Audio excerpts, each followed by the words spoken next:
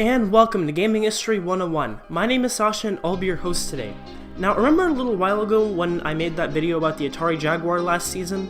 Well, at the end of that, I mentioned the Coleco Chameleon, and I asked why so many people hate it.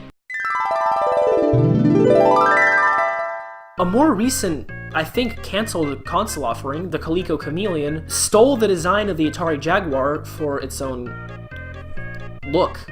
And now I think it's cancelled and everybody hates it. I don't know why, but if you guys want to leave in the comments why everyone hates the Coleco Chameleon, that'd be great. Thanks. I got a bunch of responses in the comments that basically said that it was a scam, but like, I should look into it if I want more information. So, I did. And what I found was a giant fustercluck. So without any further ado, let's dive right into this fustercluck because this is one hell of a story. Our story begins with a man named Mike Kennedy.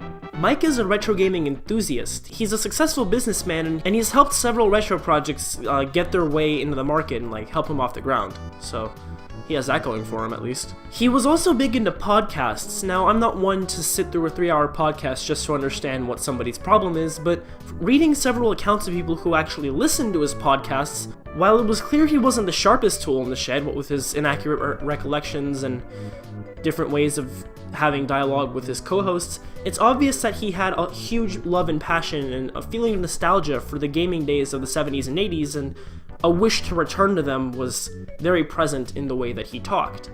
Kennedy was also a salesman first, and the way that he approached things was from a sales perspective, and it was very obvious while listening to his podcasts, or if one was to listen to his podcasts, he apparently approached these things from different angles related to sales, and commercial sales specifically. In the earliest episodes of his shows, he also mentioned a site called Game Gavel, which is basically like a retro gaming competitor, except not really because nobody can compete with eBay, to eBay. It also happens that he owns Game Gavel, so yeah. Always shill for your own projects, kiddos. Game Gavel was a mild success, and he wanted to expand upon his empire, quote-unquote, in the gaming world. I guess he's like Napoleon now. One of these ventures was Retro Gaming Magazine, which started back in 2013. It was successfully announced on Kickstarter and fully funded with a huge load of content and a lot of backers. That proved to be a success, and he seemed to have a knack for retro gaming projects and crowdfunding projects. He owned the Game Gavel, the site. He was now a publisher and a writer for and an owner for a very successful retro gaming magazine, and he also had a successful gaming podcast. So what's the next logical thing for him to do? Make a game console? I mean, what could possibly go wrong? The 2016 Toy Fair was home to 2016's stupidest fads, the BB-8 drone, the zillionth version of Monopoly, and another Wheelies knockoff. But there was one project that stood out from the rest, and that was the Coleco Chameleon. The Chameleon was probably the biggest contender for the best and biggest breakthrough product of that year because the company whose name was involved with it, Coleco, hadn't been seen since 1986 with the Coleco Atom computer. They did have a minor attempt to cash in on a major project in 2005 with the Coleco Sonic, but that didn't really take off anywhere, so yeah, nothing really happened since the Atom.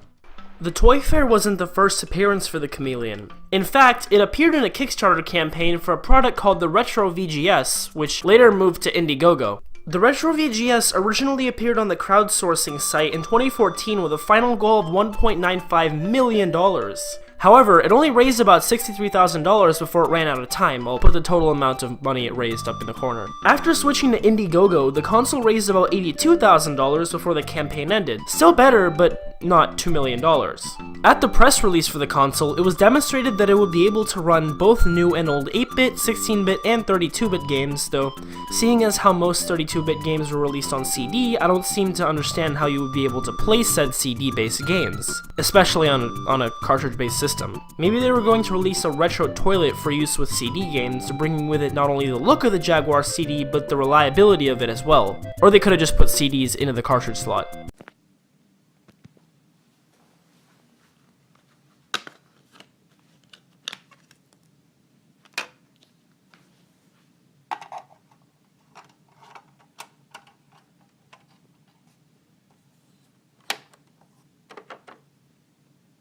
It's mostly assumed that Mike decided to use the Jaguar shell not because of the quality of the console, or lack thereof, but because of the technological prowess it brought along with it back when it first released. Go watch my video on the Jaguar if you'd like to learn more about it. I'll put the card up in the corner. Not only that, but the Jaguar's original creator, Atari, was one of the pioneers of the gaming industries in the 70s and 80s. Their arcade and home consoles brought innovation and good memories to a lot of people, and using the, quote, newest piece of Atari hardware as a basis for the exterior just made a lot more sense. The use of the Wii U Pro Controller made sense as well, as it covered all the layouts of all the major consoles over the years that were released. The addition of the SNES controller for the D-pad and buttons was a good choice as well, because that one is widely considered to be the best controller in video game history. Not only that, but with the amount of people making knockoffs of the SNES controller design, it's not like it would be exactly difficult to get a hold of parts for creation. It also had 9-pin controller ports, as most consoles pre-NES as well as the Genesis used. AV output was available to all outputs, being RF, composite, S-Video, RGB, and HDMI. The most questionable design choice of the Coleco Chameleon, however, was the decision to stick to cartridges only, without the inclusion of an SD card slot. When the switch from Kickstarter to Indiegogo had been made, people started to ask several questions and even began making conspiracy theories regarding the product. They even started making allegations against the creators, saying that they never actually had a working prototype to begin with, and that this was all a scam. This is an important little factoid, as in accordance to Kickstarter rules, you need to have a working prototype of your product at least by some point in the creation in order to stay on the site and not get the thing invalidated and have all the money refunded. As opposed to Indiegogo, which doesn't have that requirement, which, you know, makes perfect sense. It makes too much sense, in fact. Apparently they moved to Indiegogo because Kickstarter didn't give them enough time to finalize the prototype. So, yeah.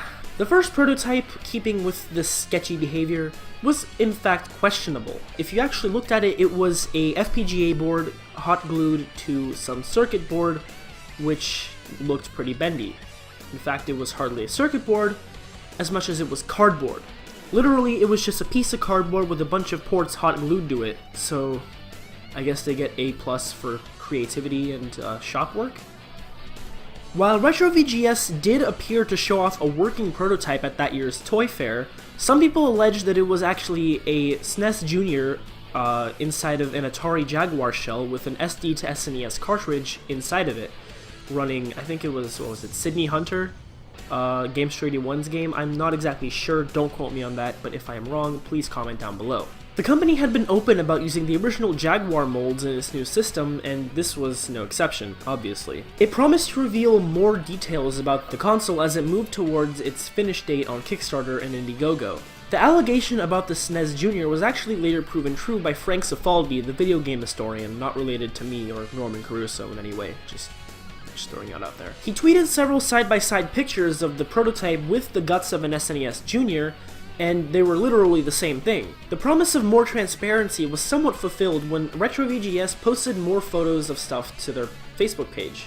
The picture showed a clear shell of the Coleco Chameleon with the board inside, which actually seemed to be a normal circuit board. Like, finally, they're getting the shit together. But the thing about the shell was that it was frosted plastic. It was like the kind of plastic that they would have on the Atomic Purple Game Boy, just with slightly more opacity. Is that the word? Yeah, opacity. Slightly more opacity. I'm an AP English, I promise. One of the pictures was clear enough to the point where user Galax on the Atari Age forums actually went back and cross-referenced that with a bunch of other pictures of circuit boards, and he used those pictures to figure out exactly what was inside of that shell and whether or not it was an actual board or if it was just them trying to pass off something, you know, to keep their project on Kickstarter. Galax took to measuring a clear Atari Jaguar case that he was in possession of.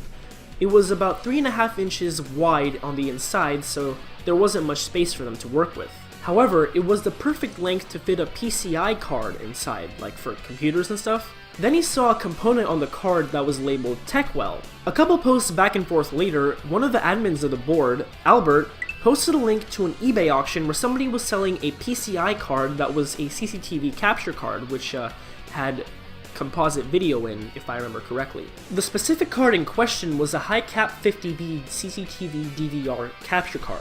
Comparing pictures of the prototype to the capture card, it was a perfect fit. Soon after this discovery, people realized that it was just complete crap, and Retro VGS later removed that picture from their Facebook page, which vindicated every single person that was conspiracy theorying about that console.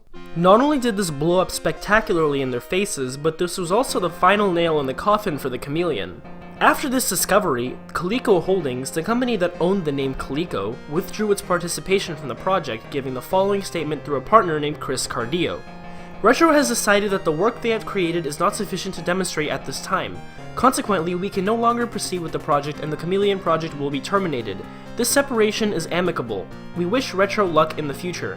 That isn't the only blow Retro VGS had suffered. David Joltinian, the managing editor of Retro VGS's Retro magazine, announced his departure from the company.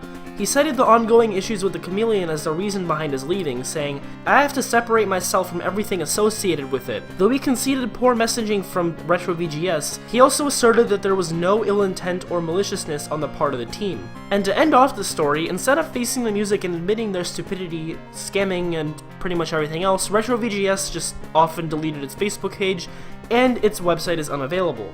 As the final mention, Todd Schalbetter, COO of Atari, contacted Engadget with the following statement. Atari does not have and never has had an agreement with Retro VGS to release Atari 2600 games on their product. So, cool. So what exactly can we learn from this scam? If you don't have the Pepsi cans you boast of, the day will come when your pants will be pulled down in public, in front of your school audience, and they will laugh at you mercilessly until you run off the stage. No, but honestly, if you're making a console, don't scam people. That's just such an asshole thing to do. Don't do what Mike Kennedy did, and definitely don't, scam people. Unless you're just pulling a PR stunt, in which case, go dangle a baby over a three-story balcony, Michael Jackson style. I don't know, that's like the first thing that popped into my head.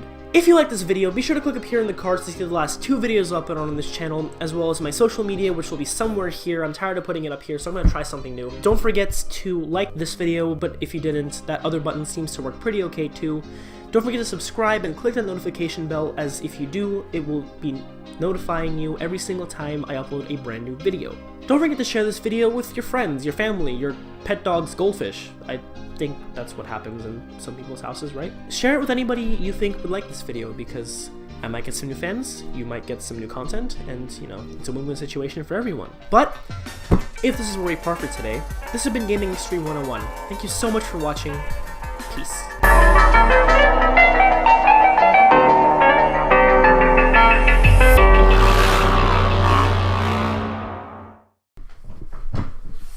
Do do do do do do do do.